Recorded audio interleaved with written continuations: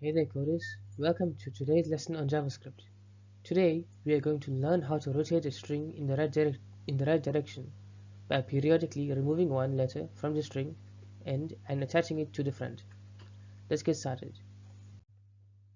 String rotation is the common technique used in web development to create animations and effects. In this lesson, we'll learn how to rotate a string using JavaScript. First, we need to define a function that takes an ID as a parameter. This function will animate the characters of the string. Next, we need to get the HTML element by its ID using document.getElementById.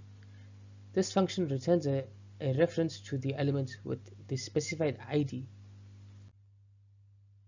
Then we need to access the text node inside the element.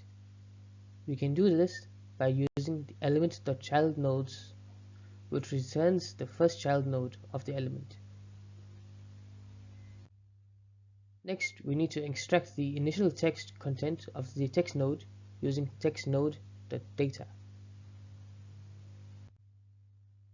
Now we need to set up an interval to rotate the characters in the text every 100 milliseconds using the setInterval. This function takes two parameters, a function to be executed and a time interval in milliseconds. Inside the interval function, we need to move the last character to the beginning of the string using this line of code. Then we need to update the text content of the text node with the modified string.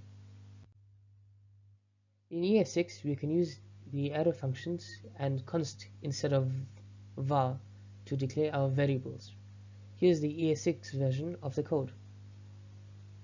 Let's take a look at the flowchart to see how we can develop the code to rotate the string. Start by defining the function, then get the HTML element, access the text node, extract the initial text, set up the interval, and finally rotate the string.